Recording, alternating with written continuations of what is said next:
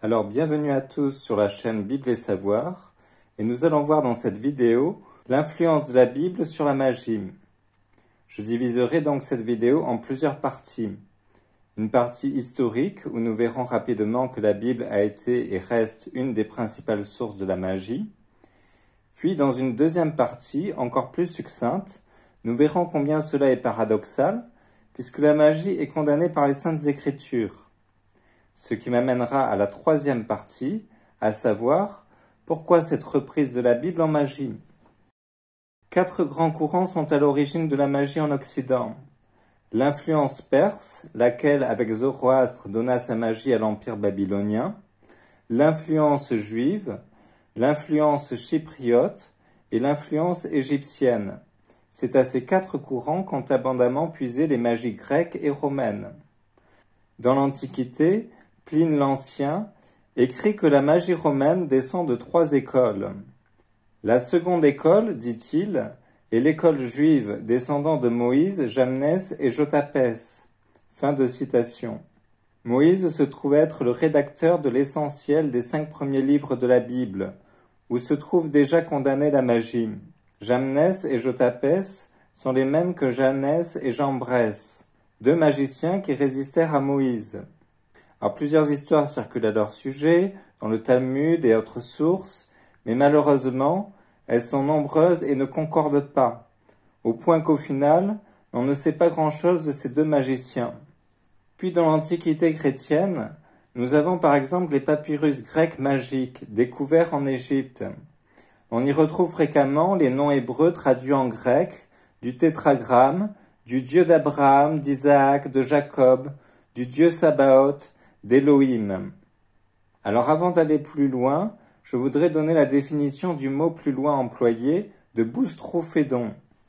Il fut une époque où l'on écrivait à boustrophédon, c'est-à-dire qu'arrivé en fin de ligne, au lieu de revenir au début, l'on écrivait à rebours, donc on écrivait comme les bœufs labourent les champs.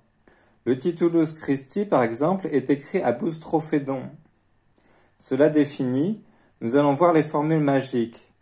L'on a abraxas, dont l'origine reste obscure. Elle peut venir de la corruption de la formule hébraïque abracadabra, ce que l'on peut traduire par le nom du béni, ou prononce celui qui bénit. C'est de cette même formule que viendrait par corruption la formule magique abracadabra, ou encore venir d'une lecture à boustrophédon de l'hébreu arbaxas, ce qui signifie que Dieu protège. Dans ce cas, abracadabra serait une formule hébraïque prise elle-même à boustrophédon de arba dak arba, ce qui peut se traduire par que Dieu anéantisse les 4 éléments ou que Dieu anéantisse Dieu. Ce nom donc d'abraxas fut utilisé pour sa valeur gématrique de 365 par le gnostique Basilide, lequel enseignait qu'il y avait 365 cieux. Quant au nom abracadabra, tel qu'il est représenté en triangle, l'on en connaît peu de choses. Toutefois, il serait, si l'on en croit le savant Henri de Gilbert dans la Revue internationale des sociétés secrètes, une curieuse paraphrase du premier chapitre de la Genèse, héritée de la Kabbale et à l'origine en langue hébraïque. L'origine abracadabra en langue hébraïque est du reste généralement admise.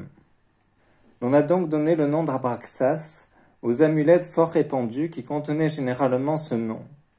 Mais outre ce mot, ces amulettes contenaient très souvent d'autres noms hébreux traduits en grec, comme Adonai, Sabaoth, et encore plus le nom de Yahoo, souvent écrit à boustrophédon, possiblement pour la raison que l'hébreu s'écrit de droite à gauche. Ce nom Yahoo était la traduction grecque du tétragramme Yahvé, dont on ne connaît pas exactement la prononciation. Aussi ce nom apparaît très souvent sur le bouclier tenu par un monstre au corps d'homme, à la tête de coq et aux jambes formées par 2 serpents. Cette créature gnostique et mystérieuse fut plus tard reprise comme thème au Moyen Âge, parfois dans la noblesse, la bourgeoisie, ainsi qu'au sein des corporations. Le maître des Templiers avait des sceaux et des contre-sceaux le représentant, ce qui, vous vous en doutez, ne manque pas d'alimenter les rumeurs sur cet ordre condamné pour satanisme par Philippe IV le Bel, même si l'Église n'a pas voulu se prononcer sur la culpabilité de l'ordre, mais l'a seulement dissous, possiblement pour éviter un schisme avec Philippe IV. Un autre motif que l'on rencontre sur les apraxas, et plus généralement en magie, est l'ouroboros. Cet ouroboros, bien souvent représenté avec des pattes, ne manque pas de faire penser au serpent tentateur du jardin d'Éden. Du reste, le serpent est peut-être l'animal le plus présent en magie, avec l'œuf orphique, ou les différents dragons qui viennent du même mot hébreu que le mot serpent.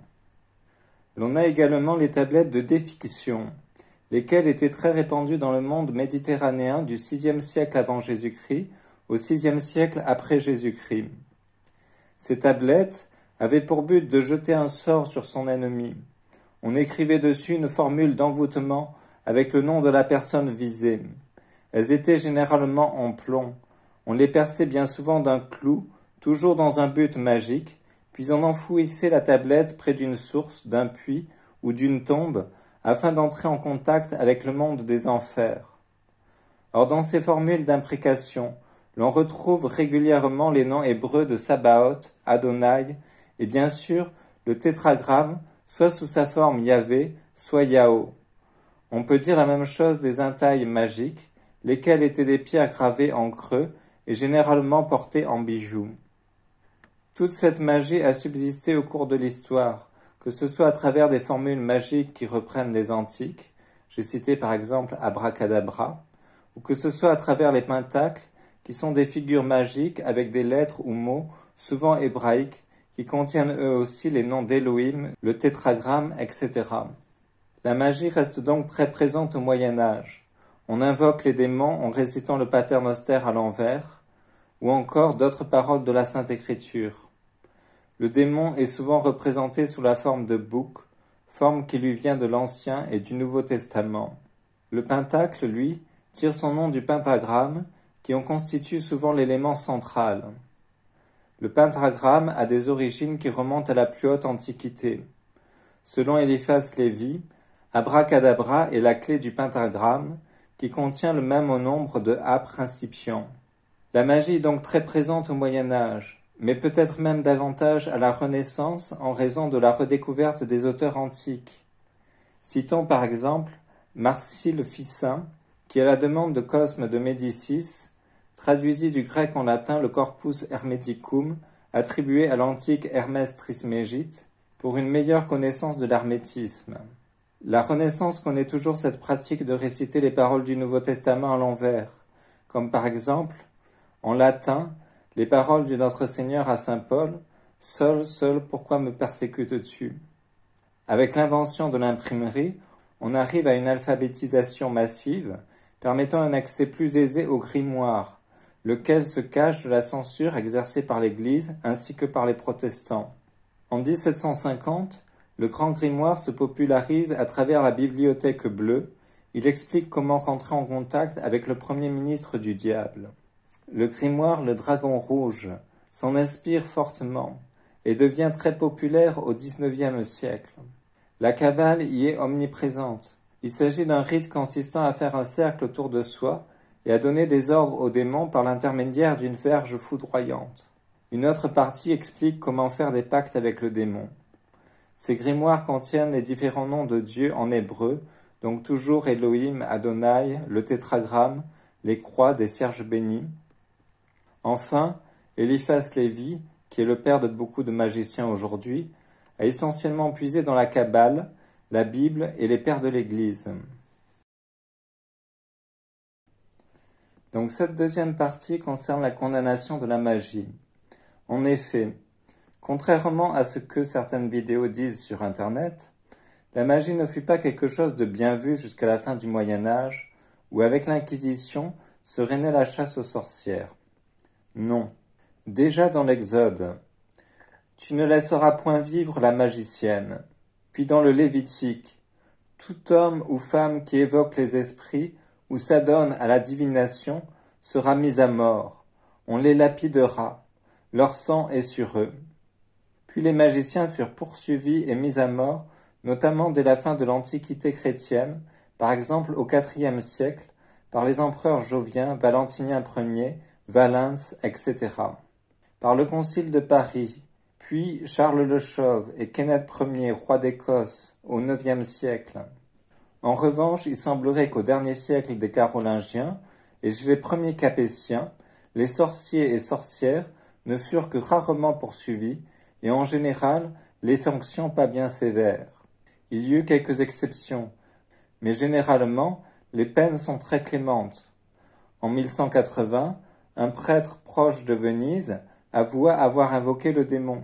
Alexandre III, tout en déclarant la faute très grave, ne le condamne qu'à 2 années de suspens maximum. Comme nous l'avons dit plus haut, au début du XIVe siècle, le procès des Templiers se termine par la condamnation de Jacques de Molay et Geoffroy de Charnay par Philippe le Bel à la peine du feu, notamment pour sorcellerie.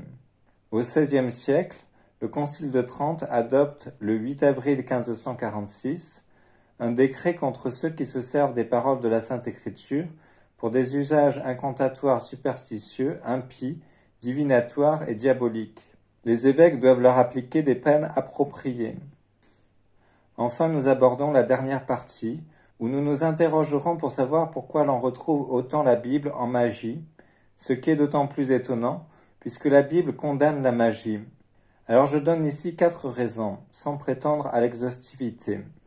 Première raison, les miracles accomplis dans l'Ancien Testament. Les peuples ayant vu les miracles de Moïse, des juges, ainsi de suite, dans le peuple hébreu, en gardaient naturellement une haute opinion, et en recherchèrent les causes dans la littérature hébraïque. Et ceci m'amène à la deuxième raison. La deuxième raison est la Kabbale. La Bible a grandement influencé la magie par l'intermédiaire de la Kabbale. La Kabbale, que nous aurons l'occasion de revoir plus en détail dans d'autres de mes vidéos, contient énormément de superstitions et de magie. Elle exerça une sorte de fascination sur les nations étrangères. La troisième raison est l'écriture hébraïque qui, par la gématrie et autres procédés, se prête particulièrement à la magie. La quatrième raison est d'origine préternaturelle. Le démon pousse à ce que l'on profane ce qu'il y a de plus sacré. Il répondra davantage à une formule magique profanant les saintes écritures qu'à une formule magique d'invocation inventée ex nihilo. Voilà les raisons pour lesquelles la Bible, qui condamne la magie, en est devenue une source essentielle. J'espère que cette vidéo vous aura plu. Je m'excuse pour sa brièveté, mais nous reviendrons plus en détail sur divers aspects de la Kabbale. Vous pouvez liker, vous abonner, laisser un commentaire ou soutenir cette chaîne financièrement. Je vous dis à bientôt pour une prochaine vidéo.